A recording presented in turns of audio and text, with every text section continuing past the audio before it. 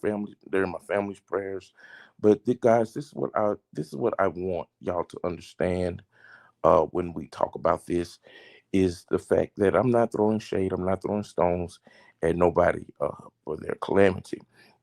But what I want people to understand is this: I've said it before when I did my update video, when I did my updated videos, I made this comment and I stand by it.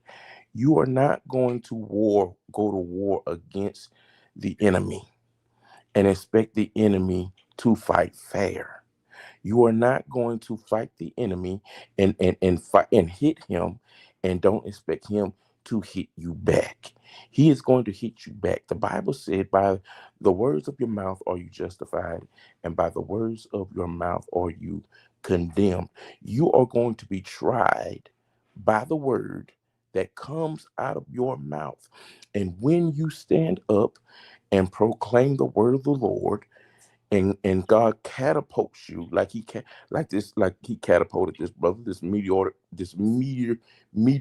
rise that Pastor Mitchell has experienced.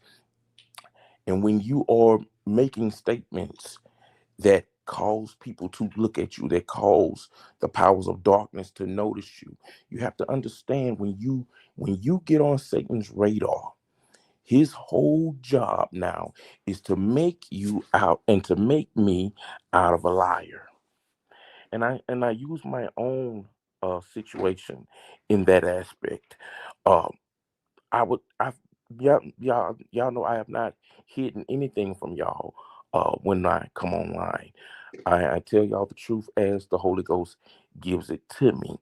And I have told y'all numerous times that we're going to be tried, we're going to be tested. But it is how we handle those tests, how we handle those trials, uh, that it determines whether or not God, it will elevate us. Looked at one another and we said these words: the Lord giveth and the Lord taketh away. Blessed be the name of the Lord. Ain't nothing gonna stop us. We gonna keep moving. We gonna keep going. We gonna, no matter what, we are going to stay committed to the work of the gospel.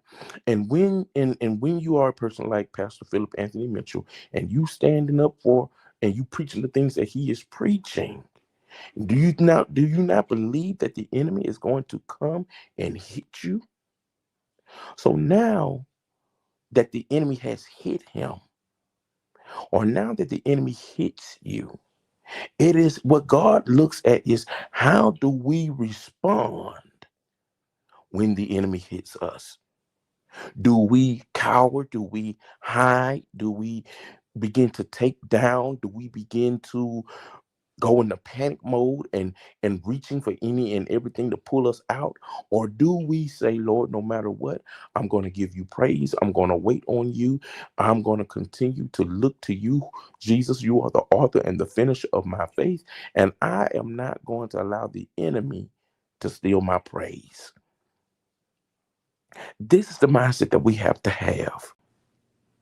If God raises you up, if God raises you up, and if God sets you in a high place, and if you are following the leading of God, then God is responsible for everything that goes on with you.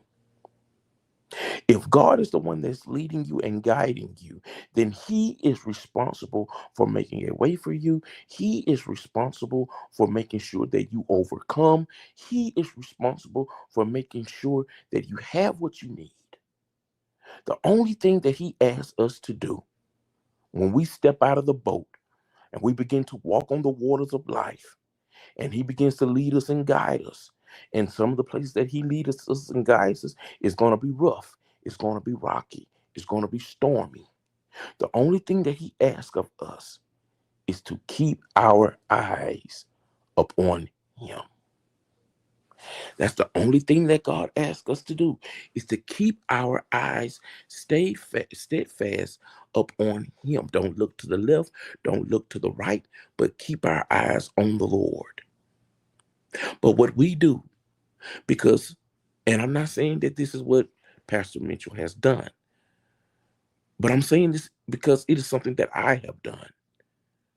what we do is we stop looking at God and we start looking at us.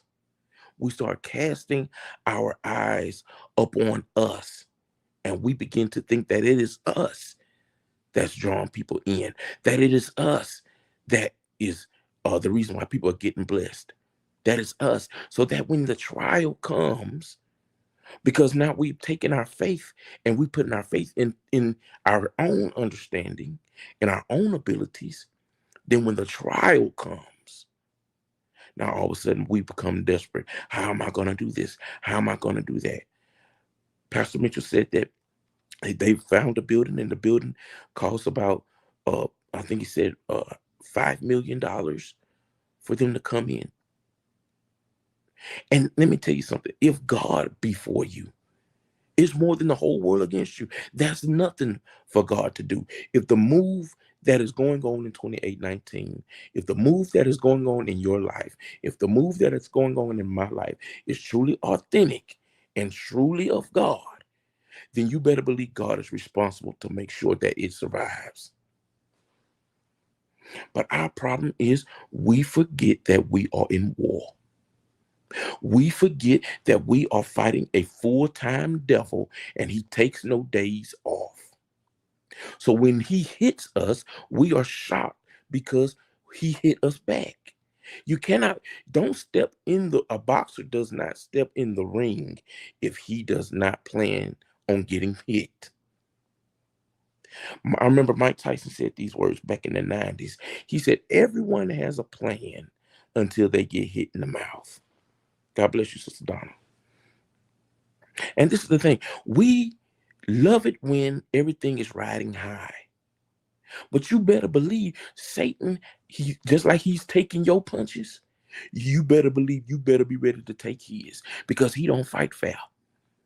He gonna reach way down.